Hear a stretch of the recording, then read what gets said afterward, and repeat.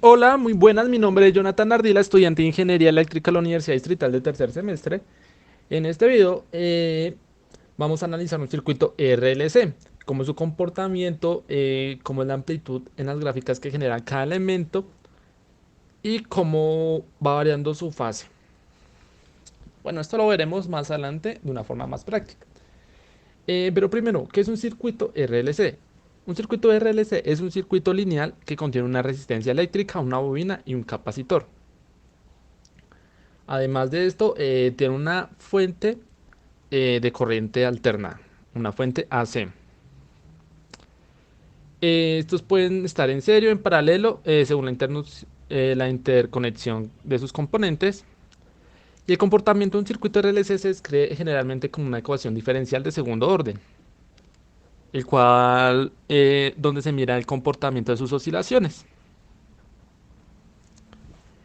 Ok, bueno, del circuito que estamos hablando es el que tenemos en pantalla. En este video vamos a hablar de este circuito que está en serie, lo que significa que la corriente en todo este circuito va a ser la misma. Eh, Vemos acá el capacitor, vemos acá la inductancia, vemos acá la resistencia y la fuente. Y pues lo bonito de este simulador es que podemos ver los electrones, cómo se comportan, cuál es su movimiento. Ok, pues vamos a ver cómo son las gráficas de voltaje en cada uno de los elementos, vemos cómo se comportan. Acá está la gráfica. Contra el tiempo vemos que la amplitud va cambiando eh, mediante el tiempo va pasando. Esto que se debe pues a las oscilaciones de que hablamos respectivamente anteriormente. Eh, Esto se debe también a la fuente de AC de corriente alterna que manda señales sinusoidales. Por eso la variación en las amplitudes de las gráficas. Y eso lo podemos ver en cada uno de los elementos. Digamos acá en la resistencia vemos que se acota un poco más, pero igual sigue teniendo el comportamiento de ir variando sus amplitudes. Un caso muy interesante es en el de capacitor, donde hay que poner mucha atención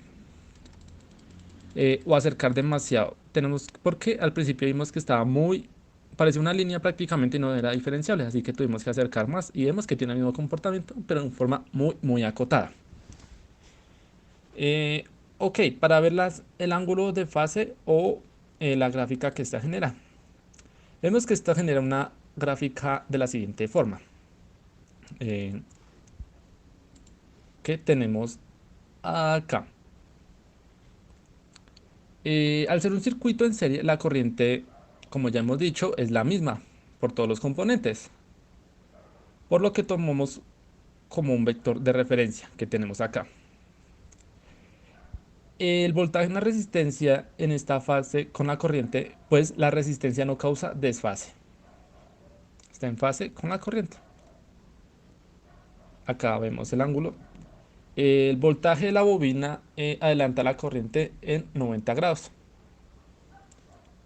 El voltaje en el condensador atrasa la corriente en 90 grados. Y los vectores eh, de inductancia y de capacitancia se pueden sumar, pues están alineados, como vemos acá en la gráfica.